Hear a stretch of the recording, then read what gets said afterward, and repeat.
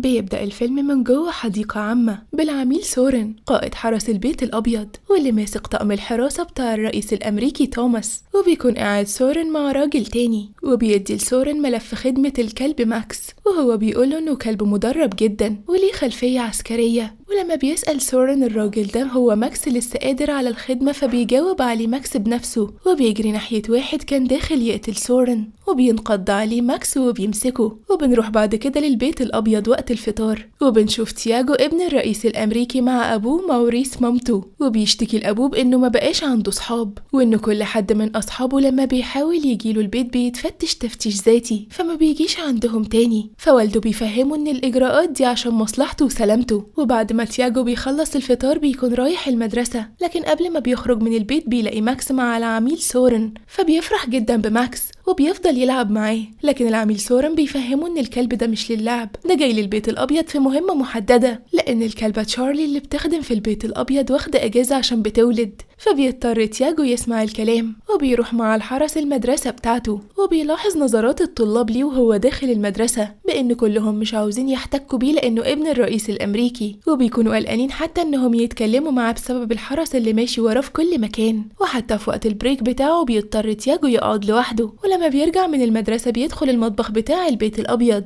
لانه ليه صديق جوه اسمه كوب وبيشتغل شيف طباخ. فبيشتكي تياجو لكوب من حياته الروتينية، لكن كوب بيفهمه ان الوضع اللي هو فيه ده ناس كتير بتحسده عليه، لكن تياجو ما بيبقاش مهتم. وبعد ما بيخرج من المطبخ بيلاقي ماكس تاني فبيبدأ يلعب معاه تاني، فبيجي باباه وبيلعب هو كمان مع ماكس وبيبدأ يحبه جدا. وبيطلب من سورن انه يسمح لماكس انه يلعب مع تياجو، فطبعا سورن بيوافق على طلب رئيس امريكا. فبياخد تياجو ماكس وبيلعب معاه في حديقة البيت الابيض. وفي نشرة الاخبار بيلاقي خبر عن الكلب ماكس بيوصفه بانه ماهر ومدرب جدا، وكمان كان بيشتغل في الخدمة السرية. وكمان بيقول خبر النشرة بانه ماكس معار للبيت الابيض الاسبوع ده عشان يساعد في اللقاء المرتقب ما بين بينت كرئيس الولايات المتحدة وما بين الرئيس الروسي فلاديمير براغوف، واللي بيكون مدعو من البيت الأبيض في زيارة عشان يتناقشوا فيها حوالين حظر السلاح النووي. وتاني يوم بيروح تياجو المدرسة بتاعته مع الحرس كالعادة ومعاه ماكس، وهناك بيتعرف على زميله ألفريد واللي بيعزم تياجو على حفلة عنده في البيت بالليل. فلما بيروح تياجو البيت بيطلب من والده إنه يسمح له يروح الحفلة دي، لكن باباه ومامته ما بيوافقوش. وبيفهموا تياجو بإن من ضمن بروتوكولات البيت الأبيض إنه ابن الرئيس الأمريكي لازم يتحمل المسؤولية والواجبات اللي عليه هو كمان، وإنه لازم يبقى موجود أثناء الزيارة المهمة اللي مستنيينها من الرئيس الروسي، لأنه ابنه أليكس جاي معاه عشان هو اللي هيقعد مع أليكس بحكم إنهم أطفال زي بعض. فبيعترض تياجو في الأول، لكنه بيضطر يوافق على أوامر أهله. وبيجي وقت الزيارة فعلا وبيحضر الرئيس الروسي براغوف للبيت الأبيض، لكن المفاجأة بتكون بإن أليكس بنت مش ولد واسمها ألكسندرا، وبتكون أليكس تقريبا في سن تياجو. فبياخدها تياجو وبيدخلوا مطبخ البيت الأبيض، واللي بيكون زحمة جدا بسبب الطباخين الروسي اللي جم مع الرئيس الروسي، وبيبدأوا يعملوا الأكل الروسي المخصوص لبراغوف، وبالذات شوربة البورش واللي بتكون معمولة من البنجر. فبيطلب تياجو من كوب سندوتشين ليه هو وأليكس، فبياخدوا السندوتشات وبيروحوا يقعدوا ياكلوا سوا في أوضة مع نفسهم. وبتسأل أليكس عن الأنشطة اللي ممكن يعملوها سوا، فبيقول لها تياجو للأسف إنه مراقب 24 ساعة من الأمن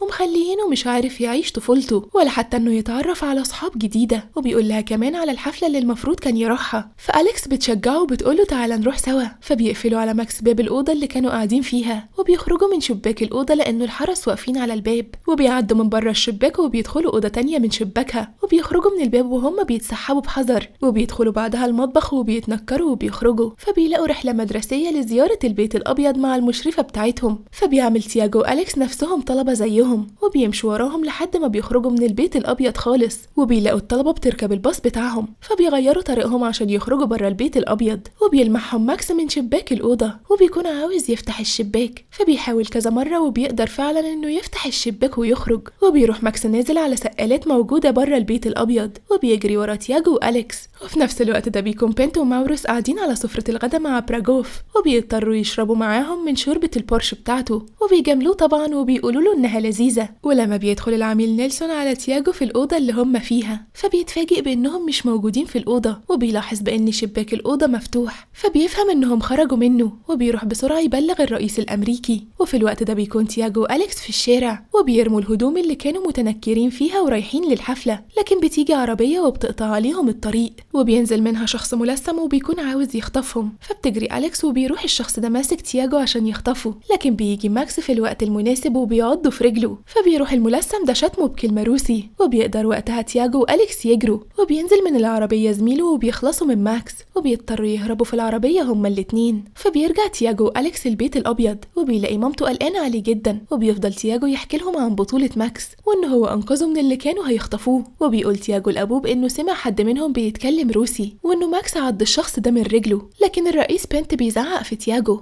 وبيقول له إنه الصبح ليهم كلام تاني، وبيطلب منه يطلع لأوضته. وتاني يوم بيتوجه بنته وأسرته مع براغوف وبنته الكامب ديفيد، المقر الصيفي لرؤساء الولايات المتحدة. وبتلاحظ وقتها أليكس بإن تياجو بيتجنبها، لأنه لما سمع الخاطف بيتكلم روسي بيكون شاكك بإن هي وأبوها ورا الحكاية دي، لكنها بتحاول تشرح له بإن هي كانت هتتخطف زيه بالظبط. وبيتغدوا بعدها سوا كلهم، وبيروح بنته وبراغوف يركبوا خيل. وبعدها بيتكلم تياجو مع كوب الطباخ عن محاولة الاختطاف اللي كان هيتعرض لها، وبيقول له إنه أكيد الملثمين دول روس، وإنه مش عاجبهم محادثات السلام اللي أبوه بيعملها مع براغوف. وبيكون تياجو شاكك في الطباخ الروسي، وبيلاحظ إنه خارج من المطبخ ومعاه الصندوق، فبيمشي وراه هو وماكس، وبيلاقيه داخل الغابة، وبيدخل جوه بيت صغير في وسط الغابة. فبيقتحم تياجو البيت على الطباخ الروسي، وبيلاقي كان بيحضر عجينة للخبز من مكونات سرية، فعشان كده بيجي هنا عشان السر ما يتعرفش. فبيتحرج تياجو من الطباخ الروسي، خصوصا إن الطباخ بيهدده بإنه هيبلغ أهله عن اللي عمله. لكن أليكس بتكون مراقبة تياجو، وبتدخل للكوخ في الوقت المناسب، وبتقول للطباخ الروسي بإن تياجو جاي يمنعك عشان الرئيس الأمريكي عنده حساسية من العيش الروسي. فبيصدق الطباخ الروسي كلامها وبيسكت. وبعدها بيخرج تياجو مع أليكس، وبيسألها تياجو عرفت مكانه منين، فبتقوله هي كمان بتحقق في الموضوع زيه بالظبط. فبيسألها تياجو مين ممكن يكون عاوز يأذينا، فبتشاور له أليكس على أولجا، ودي واحدة من الطاقم الرئاسي المصاحب لبراغوف. وبتقوله بإن هي سمعت أولجا قبل الرحلة بتقول إن محادثات السلام بين روسيا وأمريكا هتخلي روسيا دولة ضعيفة. فبعدها بيروح تياجو وأليكس يقعدوا على ترابيزة ياكلوا جنب ترابيزة أولجا، وبيلاحظوا بإن حد من حراس الأمن الروس بيديها ورقة في السر، فبتقراها أولجا وبعدها بتروح مكرمشاها وبلعاها. فبيبدأوا هنا يشكوا فيها، وبتقوم بعدها أولجا وبتدخل الغابة، فبيروح وراها تياجو وأليكس ومعاهم ماكس، وبيلاقوها دخلت بدروم جوه الغابة بينزل تحت الأرض،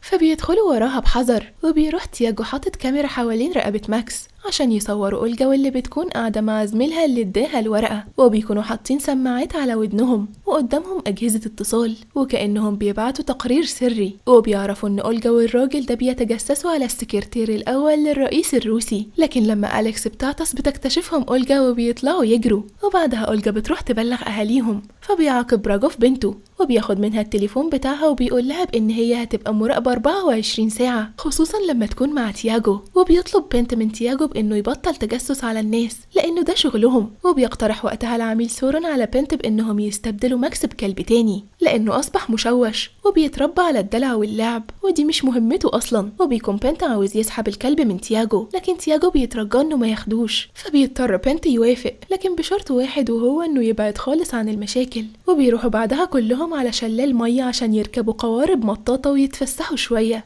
لكن في حد بيروح يرش على القارب ده مادة معينة هتخليه يتخرم وهو في المية عشان يخلص من كل اللي فيه. وبينزلوا المية بالقارب ده فعلا وبيكونوا مبسوطين جدا، لكن المنطقة اللي اترشت بالمادة دي بتخرم القارب فعلا وبيقعوا كلهم في المية. وبيلاحظهم سورن وهو فوق المنحدر، فبيبدأ يبلغ الوحدات كلها عشان تنقذهم. وبتكون أليكس وقعت في المية والموج حدفها بعيد، فبيحاول أبوها يلحقها لكنه ما بيعرفش بسبب سرعة التيار، لكن ماكس بيلاحظها من فوق فبيجري هنا على الشلال عشان ينط قدامها بالظبط وينقذها. وفعلا ماكس بيعمل كده وبينقذ أليكس من الغرق. وبعدها لما بيرجعوا للكامب تاني بتبدأ خناقة بين الطرفين. الروس بيتهموا الأمريكان بإنهم مش مؤمنين كويس ومش عارفين يحموهم، والأمريكان برضو بيلوموا الروس وبيقول لهم سورن بإنهم فتشوا القارب كويس وإنه ما كانش في أي حاجة تشكل خطر، فجايز تكون دي حادثة والقارب خبط في صخرة. لكن تياجو هنا بيقول لهم بانه حاسس ان في حد عاوز يخرم لهم القارب عن عمد، لكن بنت بيطلب منه ما يقولش الكلام ده تاني وينسى خالص نظرية المؤامرة دي. وبيجي بعد كده وقت الغدا وبيدي تياجو ورقة لماكس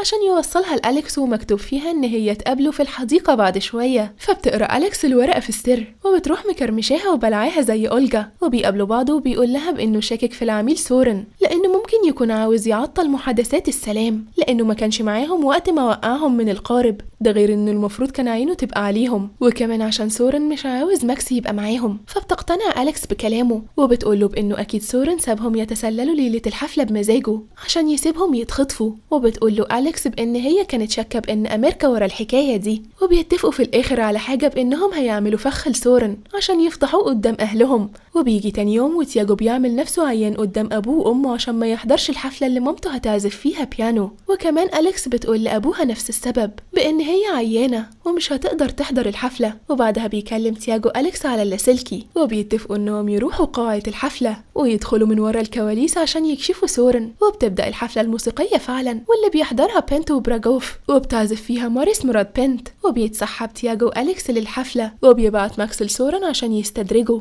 وبيدخل هو وأليكس مخزن ورا كواليس المسرح، لكن بيجي واحد وبيقفل عليهم من بره، وبيروح ماكس لسورن وسط الحفلة وبيفضل ينبح، فسورن بيروح وراه، وفي نفس الوقت ده بيلمح ماكس واحد ملثم جوه كواليس المسرح وبيحاول يطلع على الحبل اللي بيوصل لسقف المسرح عشان يقطع الوصلة بتاعة النجفة الكبيرة اللي فوق المسرح وتقع على مرات الرئيس الأمريكي وهي بتعزف، فبيهجم عليه ماكس لكن الملثم بيضربه وبيطلع فوق وبيروح عند وصلة النجفة وبيبدأ يقطعها وبيهدد ماكس بالسكينة. وفي نفس الوقت ده بيكون تياجو وأليكس قدروا يخرجوا من المخزن اللي اتحبسوا فيه وبيجروا على مامة تياجو في المسرح عشان يحذروها بأن النجفة هتقع عليها، وفعلا في نفس اللحظة بتقع النجفة على البيانو اللي بتعزف عليه لكن بتكون بعدت عنه في آخر لحظة وبيقدر الملثم إنه يهرب. وبعدها بيجتمع بنت وبراجوف وبيكون معاهم أسرتهم وبيسألهم عن اللي حصل، وبيدافع وقتها تياجو عن نفسه وعن أليكس وبيقول لهم بأنهم هم اللي اكتشفوا بأن النجفة كانت هتقع على أمه وهم اللي قدروا يلحقوها، وبيشاوروا على سورن وبيقولوا بأنه هو ده السبب،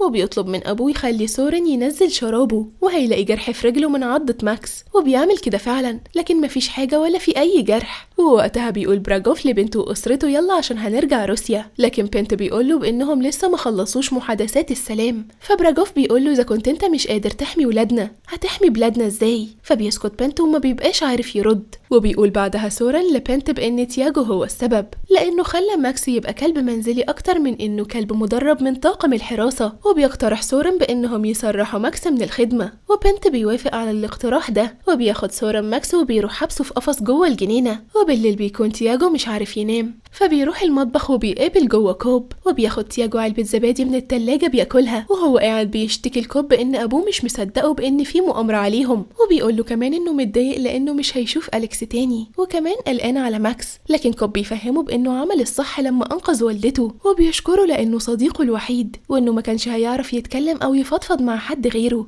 وأثناء ما كان بيتكلم معاه بتقع منه علبة الزبادي على الأرض فبيوطي تياجو عشان ياخدها وبيوطي كوب في نفس اللحظة، فبيلاحظ تياجو بأن في جرح في رجل كوب من تحت، وبيلاحظ كوب ان تياجو اخد باله فبيقوله الحقيقة وبأنه هو روسي وانه مسموش كوب ولا حاجة وانه جاي هنا ينفذ مهمة معينة ويبوظ عملية السلام، خصوصا بأن الناس اللي بتشتغل معاهم مش عاوزين روسيا تسلم السلاح النووي وان روسيا لازم تفضل قوية ويحكمها شخص قوي مش زي براجوف. فبيروح كوب واخد تياجو وحبسه جوه التلاجة، وبيتصل بعدها كوب بأولجا مكالمة فيديو قدام إزاز التلاجة اللي فيها تياجو عشان يوريها بأنه حبسه، فبتقول له أولجا وقتها بأنه كده فاضل لهم أليكس كمان، وبعدها بيفضل تياجو يصرخ وبيطلب النجدة من جوه التلاجة، فطبعا محدش بيسمعه لكن ماكس بيسمعه لأن حاسة السمع عنده قوية جدا، وبيفضل ماكس يحاول يخرج من القفص اللي هو فيه عشان ينقذ تياجو لكنه ما بيقدرش، فبيفكر انه يحفر في الأرض وبيبدأ فعلا انه يحفر لحد ما بيفتح فتحة صغيرة وبيعدي منها وبيخرج بره القفص خالص. وفي نفس الوقت ده بتروح أولجا وبتصحي أليكس وبتقول لها ان باباها عاوزها، وبتاخدها أولجا وبتدخلها الغابة، فلما أليكس بتسألها هو بابا فين فبتروح أولجا مكتفاها واخداها معاها. في الوقت ده ماكس بيروح ناطط من بره شباك الاستراحة اللي هم قاعدين فيها وبيدخل وبينبح جوه، فبيصحى بنت ومراته وكمان براجوف من صوت ماكس، وبياخدهم ماكس على المطبخ، فبيلاقوا تياجو محبوس جوه التلاجة،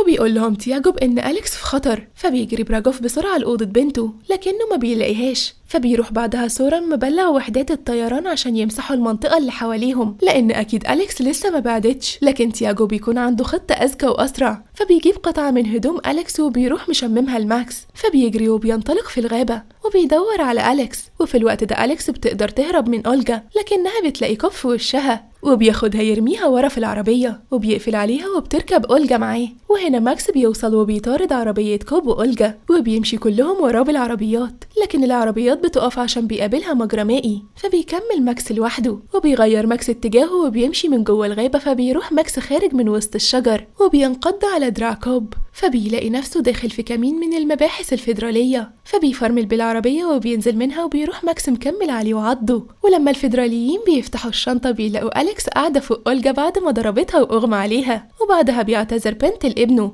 عشان ما كانش مصدقه في الأول، وبيوعده بأنه هيخلي حياته الجاية كلها سعيدة. وبيقول براجوف لأليكس إنه مبسوط إنها كويسة، وبتقول لأبوها كمان إنها عندها طلب واحد بس، وهو إنه يوصل لاتفاق تاريخي مع بنت بشأن حظر السلاح النووي. فبيوافق براجوف، وفعلا بيرجعوا كلهم للبيت الأبيض وبيبدأ مؤتمر السلام برعاية بنت وبراجوف، وبيتفقوا على كل بنود عملية السلام وحظر السلاح النووي بحضور رجال الدولتين. وبعد المؤتمر بيروح يسلم براجوف على بنته وأسرته لأنه راجع روسيا هو وبنته، وبيسلم تياجو على أليكس. فبيروح ماكس زقه من ورا عشان يبوسها، فبيتضايق براجوف وبياخد بنته بره البيت الأبيض. وبعدها بيجي العميل سوران وبيقول لتياجو بأن ماكس مهمته انتهت هنا ولازم يرجعوه تاني. فبيزعل تياجو وبيتأثر لأنه حب ماكس جدا، وبيركب ماكس العربية وهو كمان حزين جدا عشان هيسيب تياجو بعد ما بقوا أصحاب. لكن بنت لما بيلاقي ابنه زعلان بيكون عامل له مفاجأة تعوضه عن ماكس، وبيدخلوا أوضة فيها 3 كلاب صغيرين وبيقول له دول ولاد الكلبة تشارلي واختار منهم اللي انت عاوزه. فبيقول له تياجو انه هيختارهم كلهم، وبيروح داخل معاهم القفص يلعب معاهم.